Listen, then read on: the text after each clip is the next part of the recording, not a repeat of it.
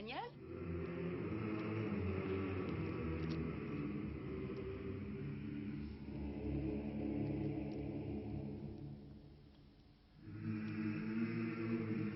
Suzanne, ma mère. Je suis un petit peu fatiguée. Amusez-vous bien?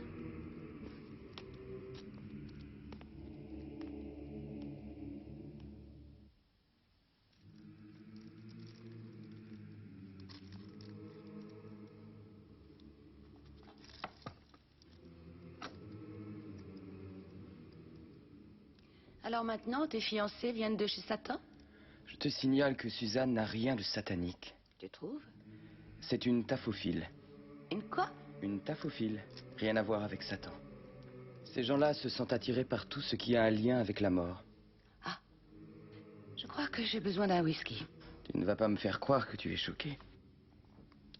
Je pense que j'ai dû commettre une énorme erreur quelque part dans ton éducation. Je me suis trompée, c'est évident.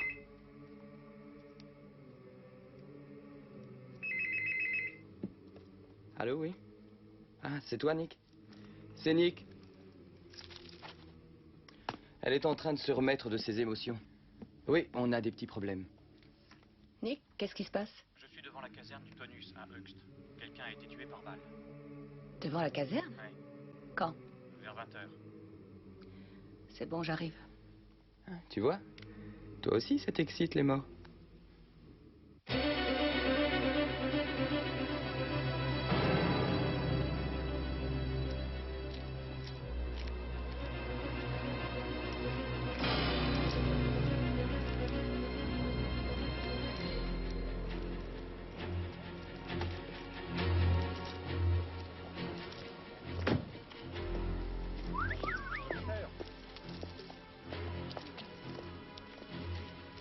Bonsoir.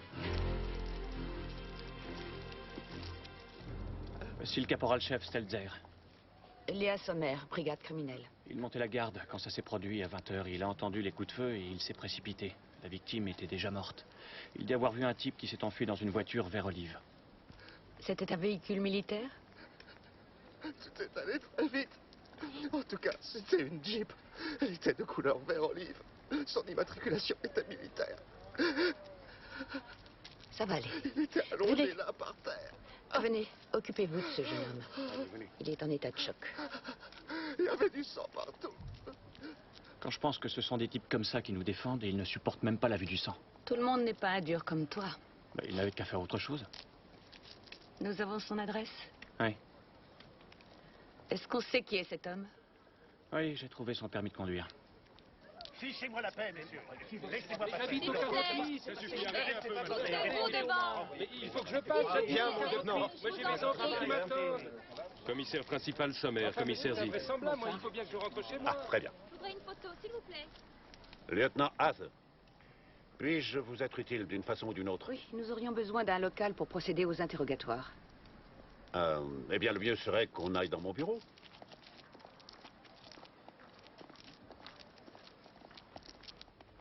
Oui, oui, je vous rappellerai demain. Merci, c'est très gentil. Non, c'est pas à vous que je parlais. Il semble qu'on ait de la chance. La moitié de la caserne est en permission pour le week-end et n'est pas Qu'est-ce encore. qu'il y a? Vous n'avez encore jamais vu une jolie femme? Retournez à vos postes. Ah, au fait, pour la voiture. La personne responsable du parc automobile ne sait pas de quelle voiture il s'agit. En effet, plusieurs véhicules ont été empruntés par différentes unités. Formidable. L'assassin roule pendant que nous, on le recherche. Bon, alors, la victime est un certain Axel Hauke. Il avait 52 ans et il était domicilié à Francfort. Il avait été commandant de compagnie et était retraité depuis 5 ans. C'est vraiment incroyable. Je me souviens très bien de lui. Je venais juste d'être nommé ici à l'époque. Hauke était un instructeur très apprécié. Ses spécialités, c'était les sciences politiques et l'enseignement sanitaire. Il était très calé. Cet homme était comme un père pour tous ses soldats. Si Hauke était tellement apprécié, pourquoi a-t-il pris sa retraite aussi jeune? Ça, je l'ignore. Je n'en ai aucune idée. Je n'étais pas encore commandant. Je crois que c'était pour des raisons personnelles.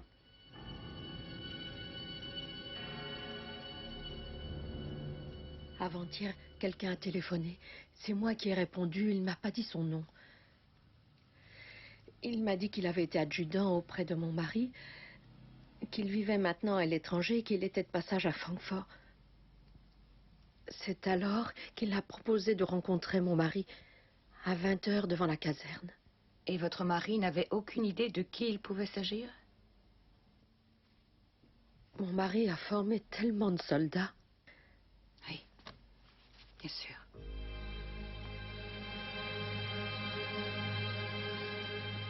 Madame Hawke, il est clair qu'on a tendu un piège à votre mari. Je sais que ce n'est peut-être pas le moment, mais avait-il des ennemis dans l'armée? Ce serait insensé. Mon mari ne vivait que pour servir l'armée. Ce n'est qu'après sa retraite qu'il a eu envie de se mettre à faire de la peinture. Votre mari a pris sa retraite anticipée à 46 ans. Pourquoi? Je n'en sais rien. Madame Hawke. J'étais sa deuxième épouse. Nous n'étions mariés que depuis 6 ans. Je sais peu de choses sur sa vie avant notre mariage. Je ne voulais rien savoir d'ailleurs. Est-ce que vous pourriez me laisser seule? Hawke avait encore quelques années à faire avant son départ officiel à la retraite, ça nous le savons. Alors pourquoi a-t-il dû partir plus tôt? Cet homme avait d'énormes problèmes vis-à-vis de l'alcool. Je n'ai pas voulu le crier sur les toits hier soir, car cette histoire ne regardait que lui et l'armée. Ce qui signifie? Ce qui signifie que les officiers qui ont ce genre de problème ne sont plus dignes de confiance. Pendant longtemps, nous n'avons rien remarqué, car Hawke réussissait à tout cacher. Il y a eu cependant quelques signes. Par exemple, du temps où il était officier de liaison, ça lui est arrivé plus d'une fois de boire plus que de raison avec nos amis américains. Et ensuite, sous l'effet de l'alcool, il les insultait, mais nous n'avons pas pris ça trop au sérieux. Oui, je vois. En fait, picoler, ça fait partie de l'univers du vrai soldat. Restez objectif, je vous en prie. Je ne voulais pas vous froisser.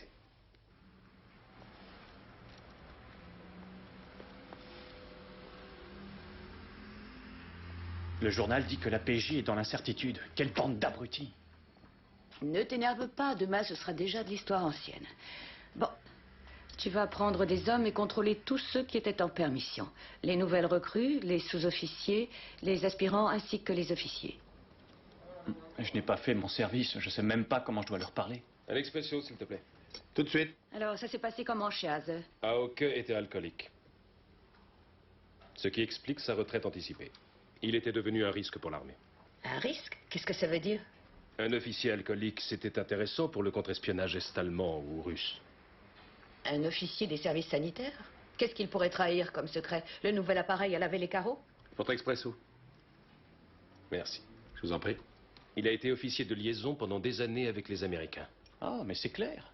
Tout ça est la fin horrible d'une histoire d'agent assez malsain. Hawke était un espion pour les Américains, le KGB, le contre-espionnage est-allemand et la DST. Ah, vous parlez d'une affaire excitante. Allez, Nick, il faut aller faire des recherches à la DST. Non, mais je disais ça pour rigoler. Sans doute, mais il y a peut-être du vrai dans ton délire. Toi, Henning, tu vas faire appel à tous tes collègues disponibles et contrôler les soldats qui étaient en permission. Tous?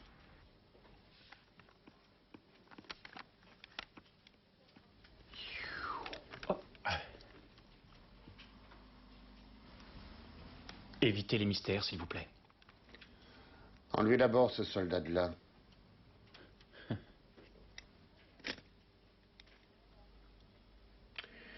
Le lieutenant Haze nous a informé. C'est une affaire qui a eu lieu à l'époque de son prédécesseur.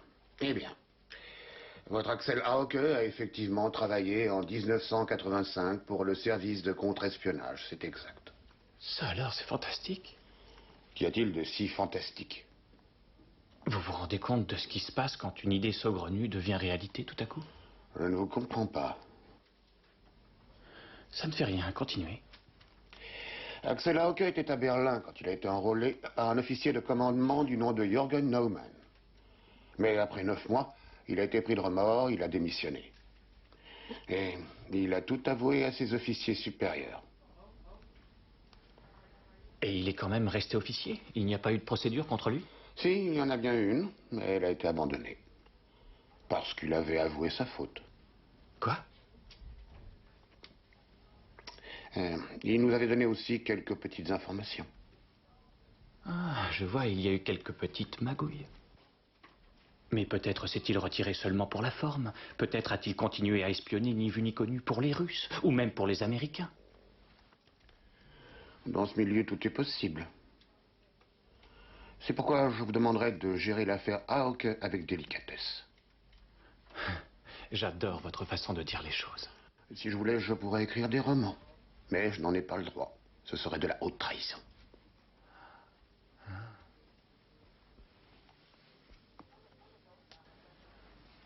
Voici le dossier personnel de Aoke. Merci. Désolé, il est un peu léger. Au début, il a la belle vie d'un fils de riche propriétaire d'une scierie. Malheureusement, le père Aoke fait faillite quand son fils a 20 ans. Sa mère ne s'en remet pas et elle se pend. Le fils s'ennuie, il ne sait pas quoi faire et un jour, il s'engage dans l'armée et tente difficilement de faire carrière.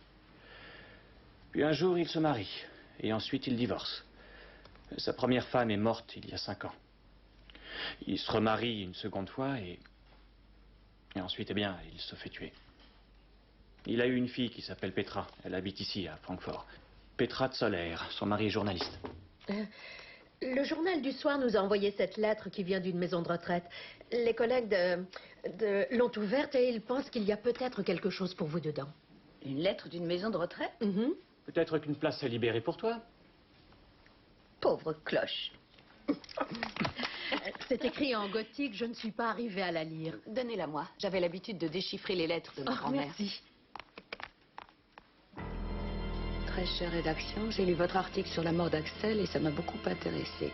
Grâce au ciel, cette ordure vient de crever. Si vous voulez en savoir plus, je peux vous raconter certaines choses. Bien à vous, Madame Alvine Probst. Mais toi, tu crois qu'Axel, c'est Axel Aoke? Évidemment. Sinon, ce serait une sacrée coïncidence. Si ça se trouve, la mamie, elle veut juste faire son intéressante. Je vais quand même aller la voir. Fais attention, Léa. Tu sais ce que la DST a dit, avec délicatesse. À mon grand âge, on sait s'y prendre, hein? Si jamais vous coincez l'assassin, faites-le moi savoir, je lui ferai parvenir des fleurs. Axel est responsable de la mort de ma fille et lui seul. Il l'a obligée à boire tous les soirs, et ça, depuis le début. Ma Moni est morte d'une cirrhose du foie. Il y a 5 ans et elle avait 43 ans. C'était 6 mois après leur divorce. Elle avait 18 ans quand elle l'a connu. Mon mari et moi, on ne l'a jamais aimé. Il appartenait à un tout autre milieu que le nôtre. C'était un gosse qui avait été pourri gâté, ça oui. Et lorsque son père a fait faillite, ça a été la fin du monde. Axel devait reprendre la scierie, il devait succéder à son père, et hélas, il n'en fit rien. Et voilà que mon idiote de Moni s'est fait mettre enceinte. Elle a eu Petra, à 19 ans. Est-ce qu'il a épousé votre fille? Oui, bien sûr, mais il n'était rien et il n'avait rien. Ma fille a été obligée de se mettre à travailler. Ensuite, il s'est engagé et ils ont eu le bébé. Ils nous l'ont donné tout de suite et on l'a gardé pendant 6 ans. Les 6 premières années? Oui, et vous vous rendez compte? Ma fille et lui avaient un logement juste en face de chez nous, dans la même rue. Vous croyez qu'il serait venu voir la petite? Tous les 15 jours seulement, Axel passait la voir. Et il se disputait avec le grand-père et Petra s'enfermait dans les toilettes. Et comment se fait-il que votre fille ne passait pas voir son enfant? Oh, parce qu'Axel était contre, il ne pouvait pas sentir mon mari. Et alors la petite n'a vécu chez ses parents qu'à l'âge de 6 ans? Petra était une sorte de Cendrillon pour eux, parce que dès l'âge de 10 ans, ma petite fille faisait tout. Le ménage tous les soirs en rentrant de l'école, et elle roulait 25 cigarettes pour son père. Et gare à elle, si les cigarettes étaient mal roulées ou pas terminées, quand il rentrait à la maison, son service terminé. Et quelle relation votre petite fille Petra entretenait-elle avec son père? Aucune relation, elle ne lui a jamais pardonné la mort de sa mère, en fait. Papa est fautif, c'est ce qu'elle me répétait toujours. Écoute, Henning, c'est clair comme de l'eau de roche. C'est la vieille de l'hospice qui a fait le coup. Elle s'est procuré une mitrailleuse, elle a bricolé sa chaise roulante en jeep vert olive, elle a donné rendez-vous à Aoke qui ne se doutait de rien devant la caserne, elle a roulé jusque-là avec la mitrailleuse sur ses pauvres genoux paralysés, et ensuite, qu'est-ce qu'elle a fait? Elle l'a abattu de sang-froid, mamie. Et notre témoin, le soldat de garde, cette poule mouillée, lui, il a tout vu. Il a vu la scène, hélas, il n'a rien osé nous dire, car personne n'aurait voulu le croire, parce qu'avec une histoire pareille, on l'aurait fait enfermer chez les fous. C'est intéressant, non? Tu sais que t'as raté ta vocation de comédien? Eh, il n'est jamais trop tard. C'est sûr. Nous pourrions peut-être revenir à la partie sérieuse de la représentation. Oui. Je crois que nous y sommes déjà. Avec tous les drames qu'il y a eu dans cette famille, il y aurait de quoi écrire une tragédie. Malheureusement, nous devons encore chercher. C'est demain que l'enterrement de Hawker aura lieu au cimetière ouest à 15h30. Nous devrions y aller. Tu as raison. Nick et toi, vous prendrez le caméscope. Peut-être que cette fois encore, l'assassin sera devant la tombe. Le caméscope, j'ose croire que tu plaisantes. C'est un ordre. Ici Bure. Dieu nous a fait ressusciter pour une espérance vivante par la résurrection de Jésus-Christ du domaine des morts. Et maintenant que notre frère Axel Hauke a quitté ce monde, nous nous en remettons à la grâce de Dieu et nous plaçons son âme sous la protection du Seigneur. Tu étais terre et tu redeviendras terre, cendre et tu redeviendras cendre, tu étais poussière et tu redeviendras poussière. Par notre Seigneur Jésus-Christ, tu ressusciteras le jour du jugement dernier. Que le Seigneur te vienne en aide dans son immense bonté et qu'il te conduise au royaume éternel. Que sa volonté soit faite sur terre comme aux cieux et que ses louanges soient chantées éternellement. Amen. Mais c'est pas vrai, vous ne respectez rien apparemment. Fichez-moi le camp avec votre caméra. Moi aussi je suis journaliste, mais là vous allez trop loin, et vous aussi là-bas. Calmez-vous, s'il vous plaît. Nous sommes de l'APG de Francfort, brigade criminelle. Nous ne sommes pas ici pour notre plaisir, mais pour élucider un meurtre. Nous n'avons rien à voir avec ces journalistes qui sont là-bas. Vous devez être le gendre de la victime, monsieur Zeller, sans doute? Oui, Et la jeune femme là-bas, c'est votre épouse? oui, La fille d'Axel Hauke? oui, évidemment. Bien entendu, je ne vais pas vous demander de m'accompagner à mon bureau maintenant, mais nous passerons vous voir demain chez vous. Si vous pensez que c'est nécessaire. Je le pense, oui. Rembobine jusqu'à la fille. Je la trouve très bizarre. Je l'ai observée pendant la cérémonie.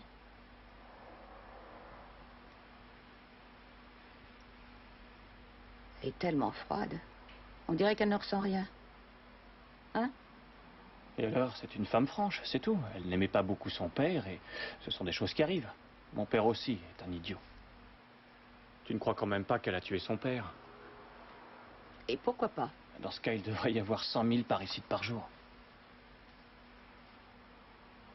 Attends un peu. Stop. Le type là-bas, regarde-le. Celui de dos. Au moment où il découvre la caméra, il se retourne et il s'en va. Je trouve ça bizarre. Non, je ne pense pas. C'est certainement un de ces fanatiques des cérémonies funèbres. Je te trouve curieuse. Quand une personne se comporte de façon suspecte, tu penses que c'est normal. C'est étonnant. Nick, dis-moi où est le problème. Tu suis ton idée et je suis la mienne. Hein?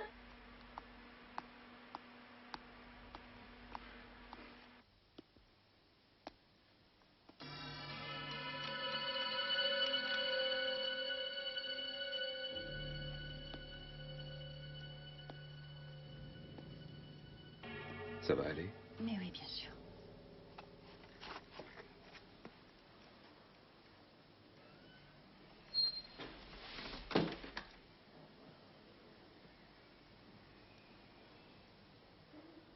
Pourquoi me regardez-vous ainsi?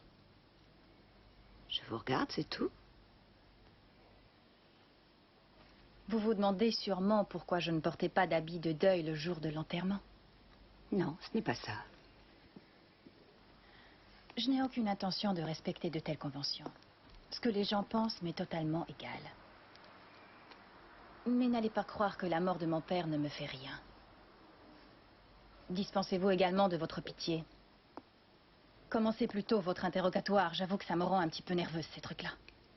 Ça n'a rien d'un interrogatoire, c'est un entretien. Madame Zeller, je veux bien croire que vous ayez eu des problèmes avec votre père. Enfin, je veux dire à cause de votre enfance et de la mort, enfin de l'alcoolisme de votre mère. Comment savez-vous ça? C'est mon mari qui vous l'a dit? Non, non, j'ai appris cela par votre grand-mère. Elle avait écrit à la presse et ils nous ont fait parvenir sa lettre. C'est après l'avoir lue que je suis allée lui rendre visite.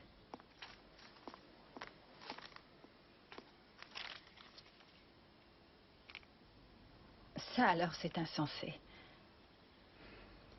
C'est vraiment typique de ma grand-mère. Et alors?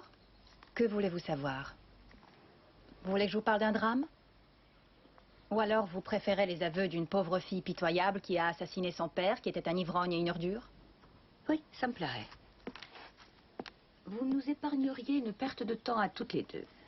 Vous savez, en fait, plus d'une fois, je me suis dit que j'allais le tuer. Je me suis souvent demandé aussi pourquoi ce type vit-il encore et pourquoi ma mère est-elle morte. Et puis, avec le temps, je me suis rendu compte que ma mère était aussi faible que lui. Votre mère ne s'est pas remariée après son divorce? Non. Elle est allée se terrer dans un appartement et c'est tout.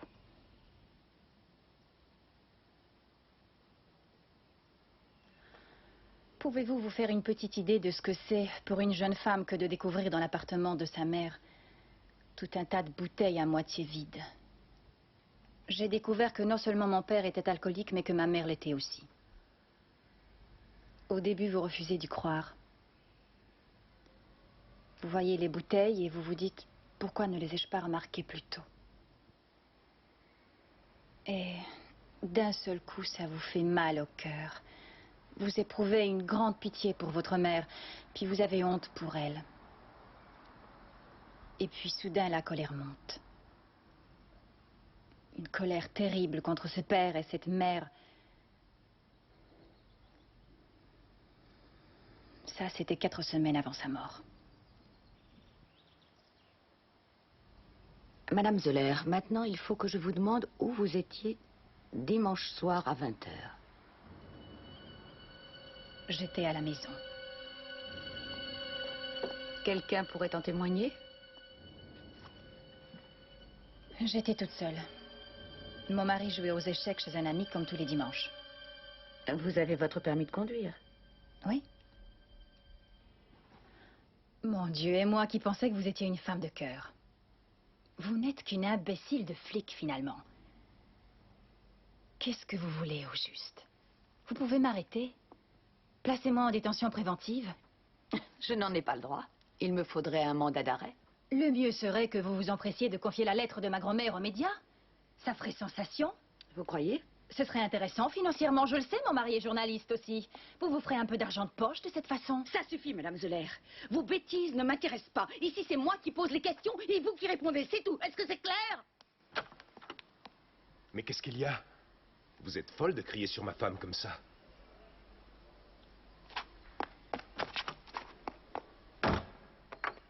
Mon épouse est épuisée. Vous ne vous en êtes pas rendu compte? Ça ne vous gêne pas de venir accabler une famille meurtrie dès le lendemain d'un enterrement? J'ai des scrupules, Monsieur Zoller. Mais je dois vous poser des questions à vous aussi. D'accord, mais alors soyez brève. Je dois rendre cet article ce soir. C'est sur l'Afrique et ses rebelles. Je viens d'y passer un mois. Quelle relation aviez-vous avec votre beau-père? Aucune. Je ne l'avais même jamais rencontré. Je ne la connaissais que par des photos de famille et les récits que ma femme m'avait faits.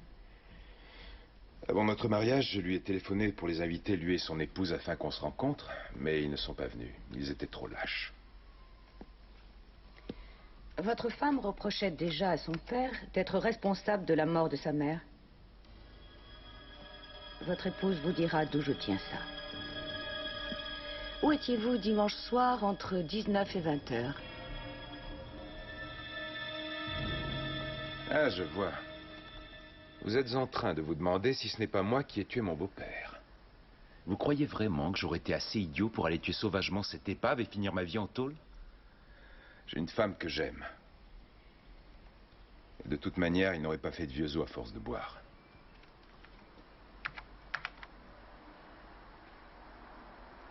Tenez. Voici le numéro de mon ami Wolfgang. C'est avec lui que j'ai joué aux échecs de 18h à minuit. Comme tous les dimanches. Est-ce que vous croyez que votre épouse aurait pu l'assassiner? Que voulez-vous que je vous réponde? Je l'aurais comprise si elle l'avait fait. Mais ce n'est pas elle. Si ça avait été le cas, elle me l'aurait dit. Qui avait intérêt à le faire alors? Axel Hauke a été mêlé à des affaires d'espionnage dans le temps. Il l'était peut-être encore d'ailleurs. Son passé a dû finir par le rattraper. Hôtel Pullman. Génial. Je m'en occupe. Bonjour, Nick. Bonjour. Est-ce que tu as vérifié l'alibi de Zeller? Oui, mais tout baigne. De 18h à minuit, il a joué aux échecs chez son ami Hugans. Regarde un peu, j'ai même les parties imprimées. Mais tout ça, c'est du passé, ma belle, car j'ai une bombe. Est-ce que tu le reconnais? Qui est-ce? Sa tête me dit quelque chose. Oui, c'est notre accro des cimetières. Tu t'en souviens? Et tu sais comment il s'appelle? Jürgen Naumann. Et Jürgen Naumann est l'officier des services du contre-espionnage qui a recruté Axel. Ça alors, c'est insensé. Oui, ce sont les services secrets qui me l'ont faxé. J'ai fait imprimer quelques images de la vidéo et j'ai fait un agrandissement. À l'époque, quand Axel Hauke s'est retiré des services de contre-espionnage, Naumann est tombé très très bas. Il a été dégradé, il a été muté, alors les voyages à l'ouest, la super carrière, tout ça, c'est tombé à l'eau. Et c'était la faute de Hauke. Oui, tout à fait, mais ce n'est pas tout. Naumann vit à Erfurt, mais il est parti en voyage depuis quelques jours. Et tu sais où il est? Ici, au Pullman de Francfort, et depuis samedi soir en plus. Ce qui signifie qu'il était ici dimanche soir. Bon, à toi, je t'écoute. Eh bien, je crois que je suis à côté de la plaque avec ma tragédie familiale. Oui, il y a des chances. Allez, en route. Procureur, mandat d'arrêt et ensuite la prison. On n'aura jamais de mandat d'arrêt. On n'a pas la moindre preuve. Et en plus, ce genre de type a plus d'un tour dans son sac. Il faut l'approcher avec prudence, Nick. Ouh, je suis là moi aussi. Et j'ai des choses intéressantes. Ce sont les dépositions des 500 soldats. 324 étaient au lit avec leur fiancé. 154 buvaient une bière au café, 2 se trouvaient à l'opéra et 20 étaient chez papa et maman. Et vous, est-ce que vous avez avancé? Ce n'est pas à moi qu'il faut demander ça, mais à Nick.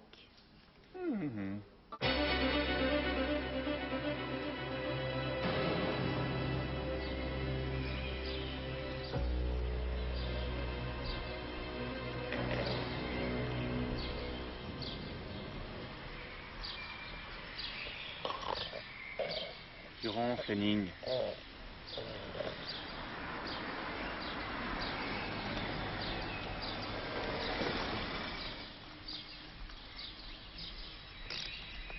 Alors, les garçons, vous avez du nouveau?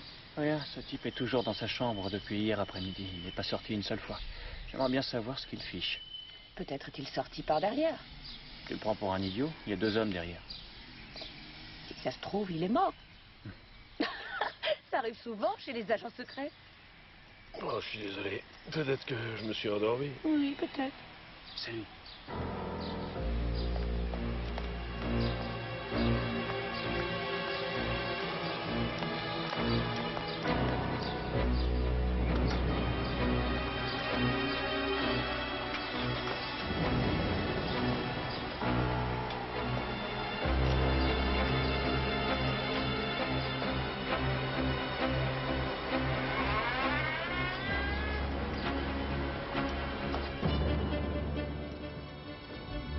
Toi, t'as vraiment de la chance. T'es à peine arrivé qu'il sort.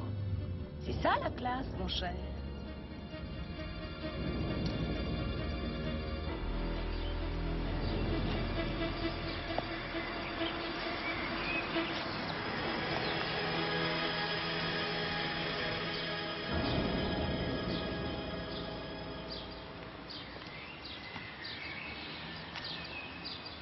Déjà venu ici. C'est la maison de Hauke. Et qu'est-ce qu'il vient faire chez la veuve de Hauke? Il vient la consoler.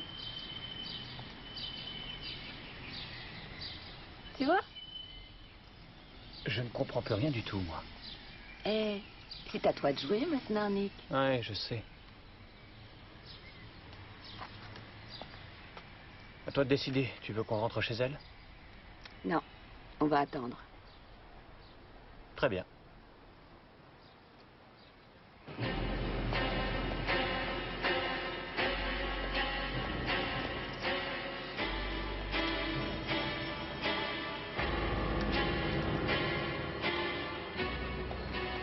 Faut se décider maintenant, sinon après il aura filé. Coince-le, je te laisse faire. Excusez-moi. Oui? Brigade criminelle, nous voulons vous poser quelques questions. Ben, qu'est-ce que vous me voulez? J'ai mon billet, je suis en règle.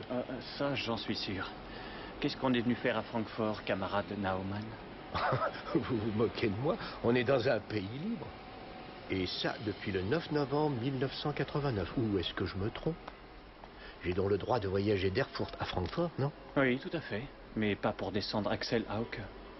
Mais qu'est-ce que vous me racontez? C'est vous qui avez recruté Hauke pour les services de contre-espionnage en 85? Oui? Et alors? C'est de l'histoire ancienne. Nous savons qu'Axel Hauke a quitté ses services.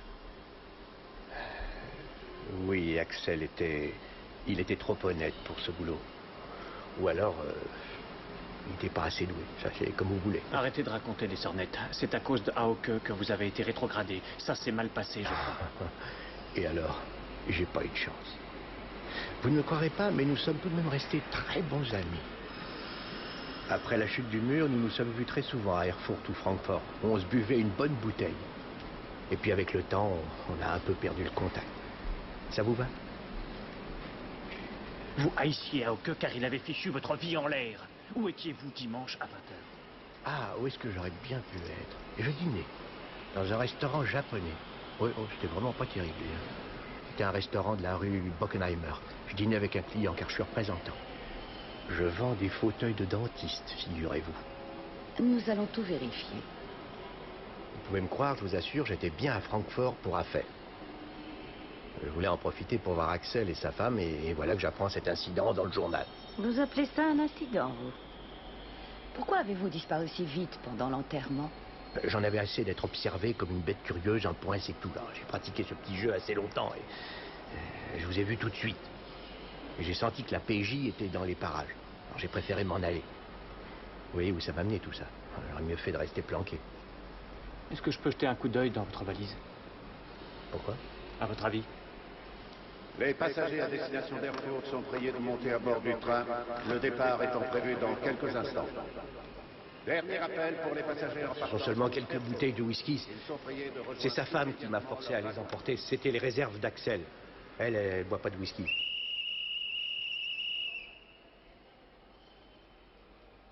Est-ce que je peux m'en aller? Oui, allez-y. Bon voyage. Merci beaucoup.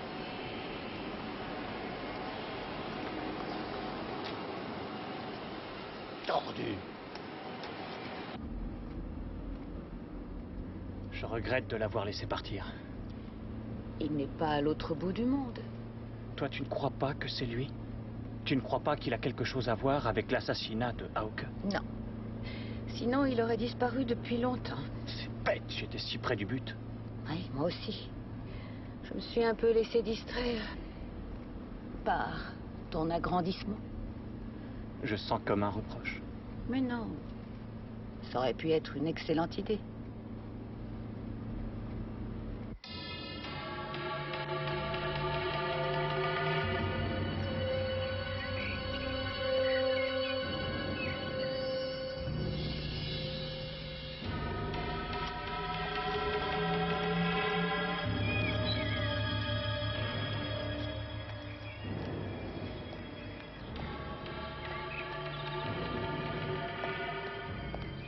Elle est chez son psychanalyste, sûrement comme mardi dernier.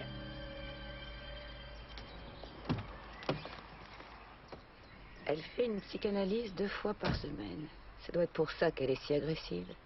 Cette femme ressent une pression insensée. Oui. Son enfance si difficile. Le décès de sa mère dû à l'alcoolisme. Elle est persuadée qu'Axel Hauke est responsable de ce décès. Et maintenant, elle doit vivre avec ça. Et il doit y avoir autre chose. Vous n'avez absolument aucune preuve contre mon épouse et vous fouillez quand même sa vie privée. Une psychanalyse, c'est ce qu'il y a de plus intime chez une personne. Je vais encore me répéter, votre femme n'a aucun Oh, alibi. ça va, vous m'énervez avec vos alibis. Parce que ma femme était toute seule à la maison dimanche, elle n'a aucun alibi. C'est absolument idiot. C'est une logique inhumaine de fonctionnaire. Est-ce que je pourrais parler à votre épouse maintenant? Dire que je vais me débrouiller toute seule. Je vous laisse discuter avec elle. Mais si vous persistez à importuner ma femme, vous aurez de mes nouvelles.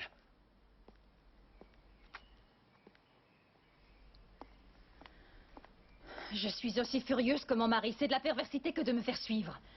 Je vous souhaite de connaître la même chose. J'ai un meurtre à élucider, Madame Zoller. D'accord, d'accord, je fais une analyse. À cause de mon enfance, à cause de mes parents. Mais vous devriez savoir qu'on fait une psychanalyse afin de revivre des événements qui ont eu lieu dans le passé. Avec les mêmes sentiments, avec la même colère, avec la même peur, la même tristesse. Avec tout. Oui, tout, on revit tout. C'est terrible. Et puis un beau jour, on réussit à vivre sa vie avec son histoire telle qu'elle est. On finit par l'accepter justement pour ne pas tuer ses parents. Je ne sais pas si vous me comprenez. Je vous en prie. Dites-moi que vous avez compris.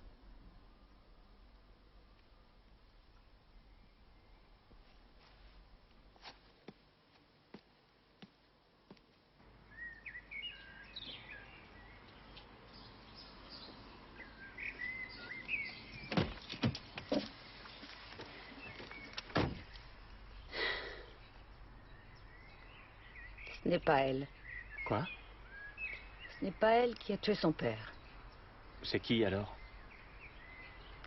C'est la question classique en criminologie. On est payé pour y répondre. Allez, démarre. Et on va où? Je te laisse deviner.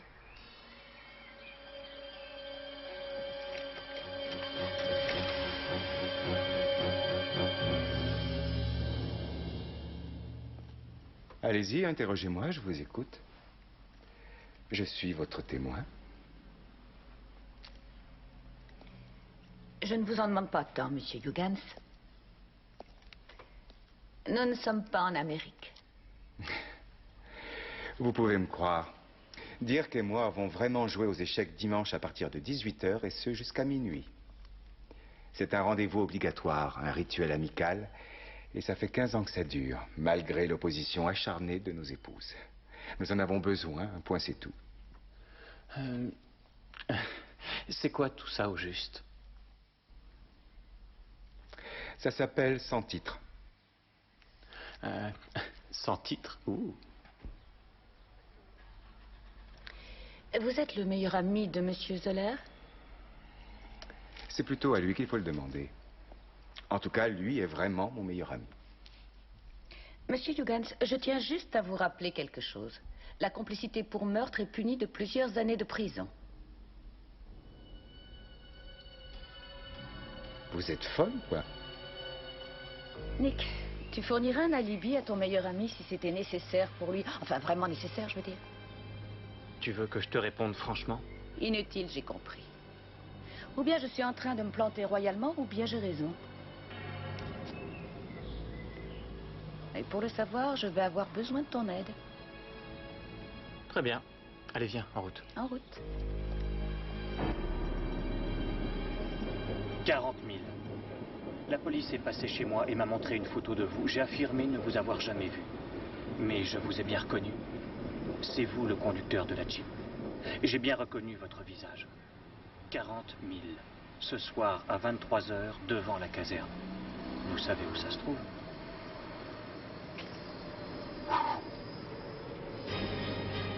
Ah? C'est bon?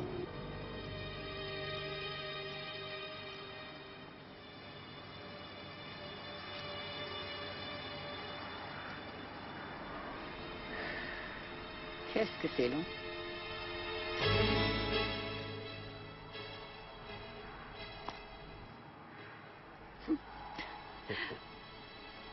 Je commence à m'ennuyer. Eh oui.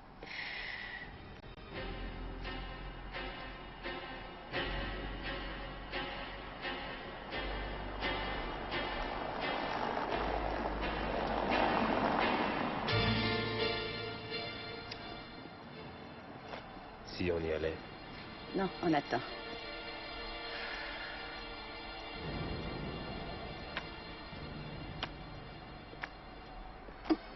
Quel clown!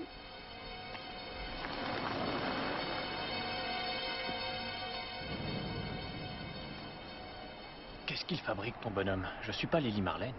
Vor der Kaserne an dem großen Tor steht ein Wahlsoldat. Oui, oui, on la connaît, la chanson. J'attends encore 5 minutes et je m'en vais. C'est ça, entendu. Je veux bien parier 300 marks sur mon histoire d'agent. Qui est contre? Je parie un marque contre. Ah, je trouve ça très drôle. On continue à attendre.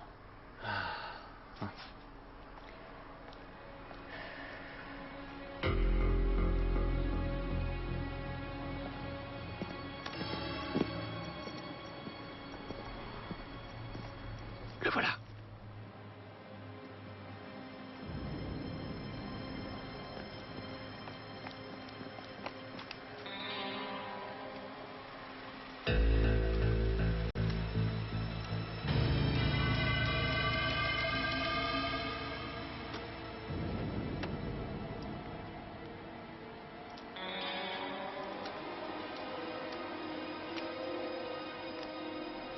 Sortez de votre cachette. Je sais très bien que vous êtes là.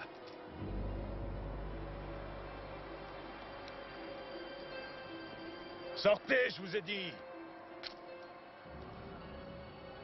C'est que du baratin, votre histoire. Vous ne m'avez pas reconnu. Vous êtes un escroc. Posez l'argent par terre et fichez-moi le camp.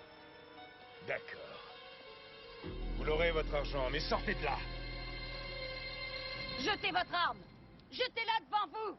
Jetez-la.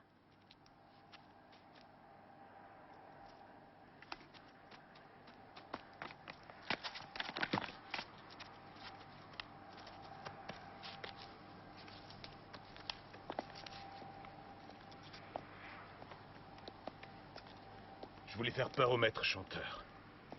Je n'ai pas tué mon beau-père. Si j'étais innocent, je ne jouerais pas le jeu quand un maître chanteur me téléphone. Je vous le répète pour la énième fois, j'ai seulement voulu le menacer avec mon pistolet. Je voulais l'effrayer afin qu'il ne m'ennuie plus. Vous ne nous ferez pas avaler ça, Monsieur Zoller. Vous vous êtes rendu à la caserne, car vous vouliez abattre ce maître chanteur, comme vous avez abattu Axel Hauke, c'est-à-dire de sang-froid. Monsieur Zoller, nous pouvons passer la nuit ici, moi ça ne me dérange pas, et même la journée de demain, si vous voulez. Vous n'avez vraiment aucune chance. Nous allons bien finir par retrouver la Jeep de l'armée. Nous prouverons ensuite que votre alibi des échecs est faux, et nous comparerons les projectiles de cette arme avec ceux qui ont tué la victime, et alors là, vous serez enfin confondus. Je ne vois pas de quoi vous parlez. J'ai emprunté ce pistolet à un ami après l'appel du maître chanteur. Je vous promets que ce que je dis est vrai. Encore un autre ami? Peut-être que vous avez été assez intelligent pour changer d'arme, mais c'est juste parce que le pistolet avec lequel vous avez tué Axel était encore chaud. Laissez-moi tranquille. Vous resterez ici tant que vous ne nous aurez pas dit la vérité. Et la vérité, c'est que vous avez tué votre beau-père. Vous avez tout planifié, tout organisé avec soin. C'est vous l'assassin. Vous avez téléphoné à sa femme, vous lui avez donné rendez-vous, et vous lui avez tiré dessus à 4 reprises. Non, arrêtez. Si vous l'avez Arrêtez tué, à la c'est fin. pour votre femme. Laissez ma femme, ne la mêlez pas à ça. D'accord. Vous aimez votre épouse. Oui, vous aimez votre épouse. Et votre épouse déteste son père, ce lâche, cet alcoolique.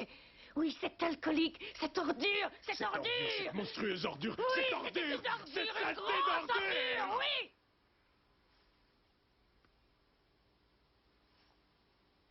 Ce type a tué ma femme. Dans son enfance. Il a détruit sa jeunesse, sa joie de vivre et sa sexualité. Pourquoi pensez-vous que ma femme et moi nous faisons chambre à part? Axel Hauke, cet officier de l'armée apprécié de tous, cet ami qui était comme un père pour tous ses soldats. Il a abusé de sa fille, à partir de ses 11 ans, et ça pendant 2 ans.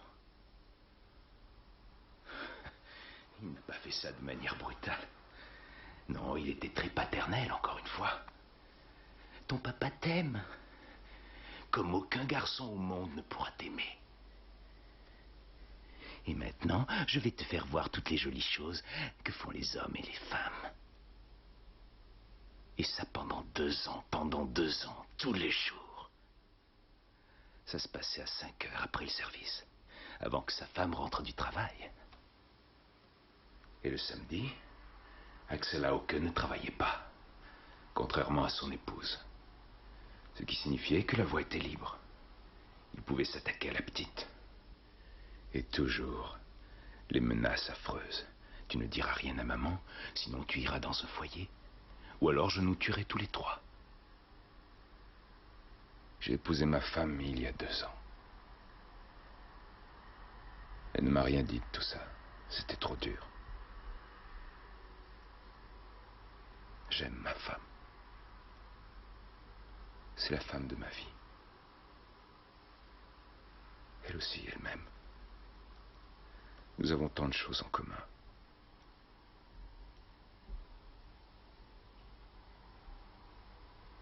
Mais nous n'avons fait l'amour que 4 ou 5 fois. 4 ou 5 fois. En 2 ans. Je n'y comprenais rien. Je croyais que c'était ma faute. Qu'elle ne m'aimait pas. Que je la dégoûtais. Elle a commencé cette psychanalyse il y a 1 an, après la mort de sa mère. Et il y a 2 semaines, elle m'a tout raconté.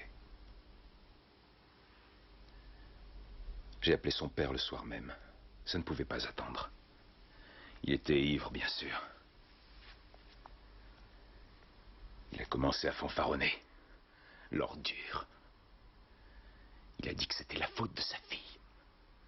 Il a dit que c'était elle qui l'avait aguiché. Vous imaginez ça? Dire ça de sa propre enfant. Je lui ai expliqué que j'allais lui gâcher la vie. Que j'allais tout révéler à la presse. Et alors là, il m'a menacé. Il a dit qu'il allait nous tuer tous les deux. Et alors? Et alors, vous avez décidé de tuer ce monstre?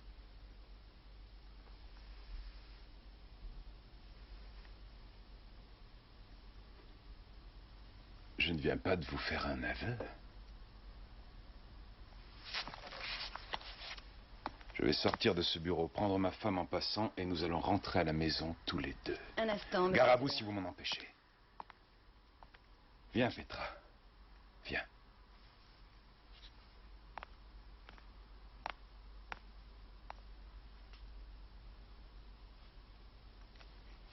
On s'en va.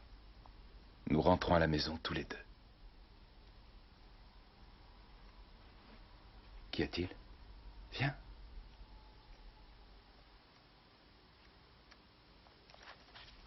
Non. Tu sais que c'est pour toi que je l'ai fait. Non. Tu l'as fait pour toi. Je l'ai fait pour nous. Venez, monsieur Zoller.